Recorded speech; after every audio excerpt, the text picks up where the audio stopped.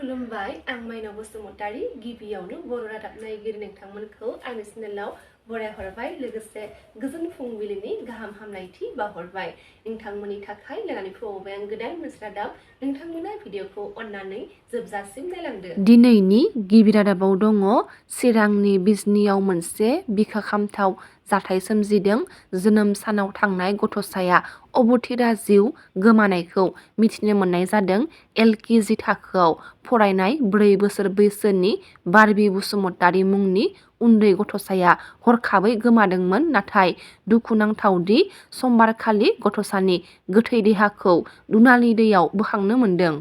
भारत हादोरनि गुबुन गुबुन थावनिफोराव बिजय दिवस फालिनाय बायदिनो क'क्राझारावबो बिजय दिवस फालिदों।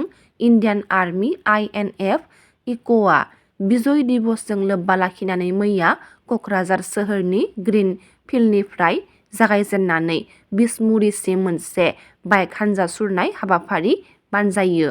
बिजय दिवसजों लोब्बा लाखिनानै लानाय बे बाइक हानजा सुरनाय हाबाफारिखौ फ्लेग अफ खालामनानै बेखेवना होयो सानजा क'क्राझार बिधानसभा बियाबनि MLA लरेन्स इस्लारिया। हाबाफारियावनो बिसमुरियाव थानाय इन्डियान आर्मी INF इक' आसाम केम्पनि कर्नेल गौरब नागि, मेजर सनम भुटिया आरो गुबुन गुबुन सोद्रोमाफोरा बाहागो लायो।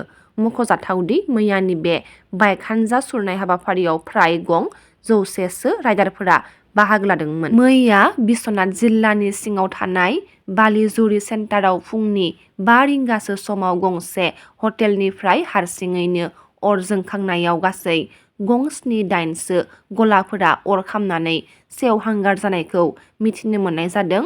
अर खामनाय गलाफोरनि गेजेराव दंमोन गंसे साइकेल गला, गंसे सनानि गला, गंसे हटेल, 2 गेस गला, गंसे बिजाब फानग्रा गला आरो गंसे जिर'क्स खालामग्रा गला आरो खानाय सिनग्रा गला।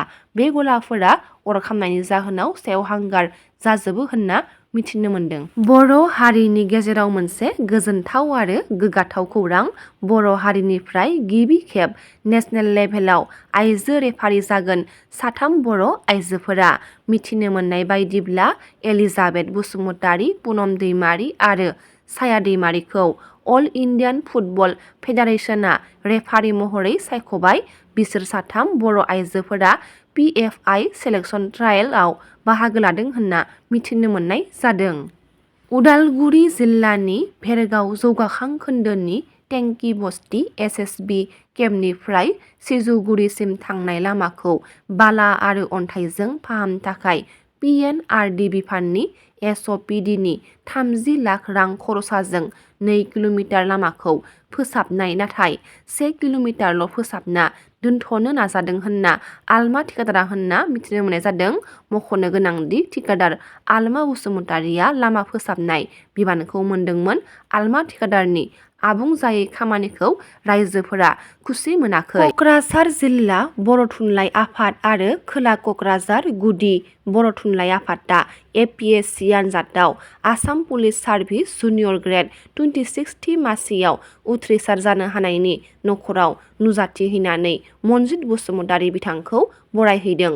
थांनाय दिसेम्बर 5 अक्ट'आव फोसावनाय 2023 निफ्राय 2024 APSC आनजादाव आसाम पुलिस सार्भिस 26 नि मासियाव उथ्रिसार जानो हानाय क'क्राझार जिल्ला थुरिबारि गामिनि रुंसारि नरेन्द्र बसुमतारी आरो बिमा मुस्रिमा फानस्रि बसुमतारीनि फिसाज्ला मनजित बसुमतारीखौ क'क्राझार जिल्ला बर' थुनलाइ आफाद आरो खोला क'क्राझार गुदि बर' थुनलाइ आफादआ मनजित बसुमतारीनि नखराव नुजाथिहैनानै बरायहैदों।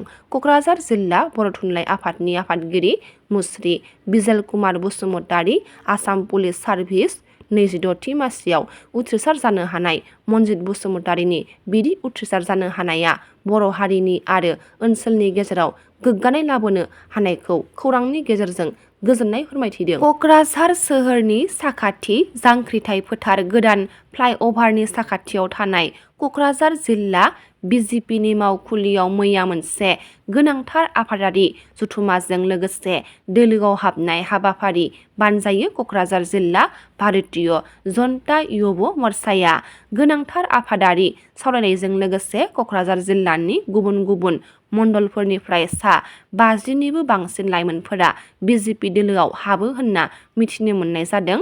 हाबाफारियाव आसाम प्रदेश युवा मर्चा बिजेपिनि आफादगिरि राकेश दास नेहाथारि, गणेश दास, बिटिसिनि इएम अरुप कुमार दे, क'क्राझार जिल्ला युवा मर्चानि आफादगिरि खनसाय ब्रह्म बिथांमोना बाहागो लानानै आफादारि गोबां गोनां खोथा बुंथिनायजों लोगोसे गोदानै हाबफैनाय लाइमोनफोरखौ बरनायनानै लायो।